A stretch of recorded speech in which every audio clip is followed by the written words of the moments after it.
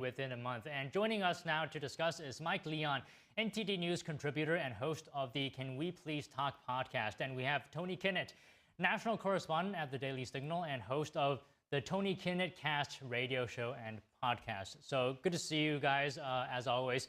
Tony, I'll start with you because I understand you might have to go soon. So what do you think of President Trump saying that he's going to endorse Milei and that if he wins, the U.S. will stay? If his opponent wins, then the U.S. is not going to be so generous. The old classic art of foreign policy. Good afternoon to you both. I mean, this is how I actually, as an American, am okay with the American ethos being used. Politics is not a neutral game. It's not a we're going to stay out of it kind of game. Look, the United States aid is tied to our policies. It benefits Americans more for someone who is along same philosophical principles as Americans to be endorsed, or at least to say we don't want the other guy in an election. That's not a new thing.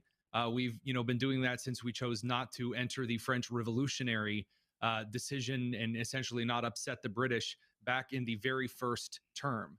So as far as we're looking at here with the Milei decision, kind of a mixed bag with the whole loan aspect of it. But as far as tying aid to the political decisions that Argentina is making, I'm very much for that because, if it's like a Brazilian situation where they elect a socialist, then I don't believe the United States should then be aiding the country in the same way if they had someone who was more aligned to American political philosophy. So, Mike, what are your thoughts on this? President Trump saying that the U.S. will continue to be generous to Argentina as long as Milei is in power. Yeah, good to see you both, as always, on this Tuesday afternoon. No shock. I mean, Javier Milei was at the inauguration for Donald Trump. I mean, he's been friends with him. He joined him on the campaign trail. I mean, Tony's right about the overarching premise of, the political relationship. Whether we tie it to the aid of that country or not, I mean, again, it all depends on the economic benefits. They're not one of our top trade partners in Latin America. They're not even in the top five in terms of our trade partners. We're one of their top trade partners when you look at the five countries in the top five that they import and export to. So, I mean, I get that sentiment in terms of Trump saying, hey, if he's still around, for sure, yes, I will help Argentina. If he's not, I mean, I get that sentiment overall. The 25 midterm elections coming up in October 26, I should say, for Argentina will be critical to see what happens in that country. But in terms of this $20 billion currency swap, loan, whatever we want to call it, I mean, it's a mixed bag from the political messaging standpoint. You heard a reporter there ask him, how is this America first when we're bailing out Argentina? Anybody has seen the clips of Arkansas soybean farmers talking about how this is going to impact them?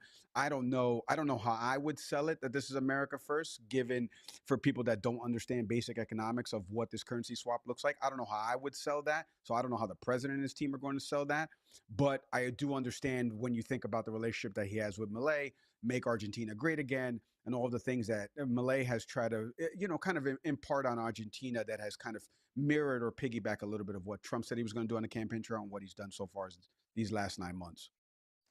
So, Tony, can you comment on that as well, the $20 billion currency swap amid a government shutdown?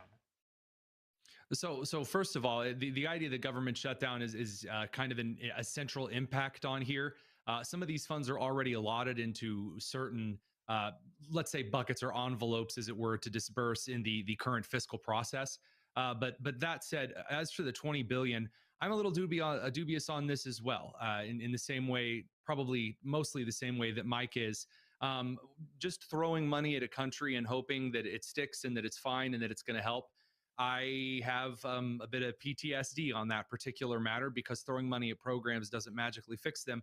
That said, it is also true concurrently that, yeah, the Milei government is overcoming, 80 to 120 years of really terrible back and forth circuit breaker switch flipping policies. And I get it. I get the stimulus kind of goals, the idea of growing Argentina's economy as a regional trade partner. Kind of in an Israel of the South America to kind of drive a longer term U.S. interest there. I get the appeal of it. I don't know how workable it is. And here's where I'll actually admit that my practical knowledge would end. And I'd say, well, I don't know. I had different predictions about what Trump's tariff proposals would do for the U.S. inflation rates. And those, I ended up seeing something totally different, a second or third prediction that I had kind of waiting in the wings. So here I see Scott Bessent very hesitant. You can actually tell how the Trump administration's economic policy is being carried out by how Scott starts talking. He's very hesitant here. I don't know exactly how this currency swap is going to be effectuated. I don't know if it's going to be enough to make a major tick in the Argentine stock markets and the economy itself. So I'm kind of waiting. I wouldn't say cautiously optimistic, more just cautious. I'm kind of on my tiptoes here. So, Mike, can you comment on Trump and Milei's relationship here? How much of their ideologies are aligned? Yeah, I mean that's the big question. I mean, Milei's self-described, I believe, libertarian. So would we put Trump in that libertarian category? I mean, maybe, depends upon what it is that you're talking about. From that perspective, here's one thing I will say about something that Milei has done since 2023. I had to read these numbers earlier, Don, Tony, because these shocked me. When he took office in 2023, inflation was roughly 211% annually. That's as of December of 2023. This is according to BBC News. Since then, 2 years later into his administration, they've had their first fiscal surplus in the last 14 years, and inflation is down to 36%. Again, this is according to BBC News. So, I mean, the bailout part of this, right, in terms of the relationship, Don, to your question, we know why he's doing it. I just said, make Argentina great again. He's joked about that on the campaign trail. That's the slogan that he's brought upon. The chainsaw was a gift from Elon. They have a very close relationship. So he just said it in the presser. He's like, if he's not here, I'm not going to give them money. If he's here, I'm going to give them money. So I don't need to expand on the relationship beyond that. But what I will say is that, back to Tony's point about the political angle of this, right? The government shutdown is not tied to this. Tony's right. There's already funds pre-allocated for this. But the fact that on the surface, we're struggling right now with tariff policy that is having real impact in the flyover states. I hate that term. In those Rust Belt states that farmers are impacted. They're going on different platforms and saying, we can't be giving $20 billion to one of our big competitors in the soybean market. And it just looks bad on the surface. And so I come at it from a little bit of that angle. The relationship is self-explanatory. I mean, the two of them, again, one went to the other one's inauguration, and the other one just said in front of reporters and the entire cabinet that he's only going to give him money if Milei's there, and he's not going to give him money if Milei's there. And it doesn't matter if you speak English or Spanish. You could easily see that they'd have a really good relationship. But the political angle in all of this is the one that Trump has really got to pick up the pieces. And Tony's right. Scott Bessent's kind of, dancing around, maybe a little bit hesitant in terms of describing this relationship. I think that speaks volumes for sure. Okay, Tony, I do believe you have to go soon. I mean, if you want to give a quick final thought, and then we'll let you go. Absolutely. So the kind of core issue that I have with this is that I really don't care for the presidential purse of USAID. I said that before. I said that here on this segment before. I don't like the idea of the president of the United States kind of deciding, hey, we have this money that's set aside for me to use as an essential combative measure on the world stage. You have soft diplomacy, and then you have more heavy-handed diplomacy through the strong arm of U.S. force and diplomatic leverage.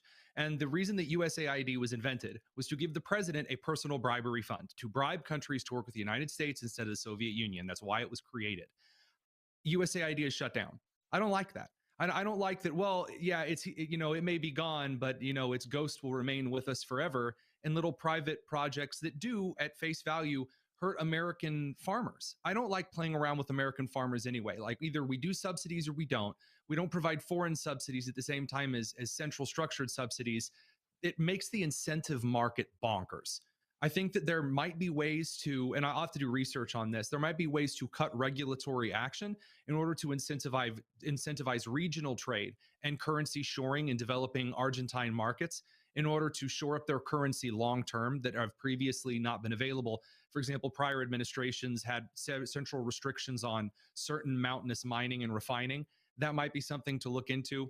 I'm just a guy from one of those corn and soybean fields in Indiana. They just picked ours this afternoon.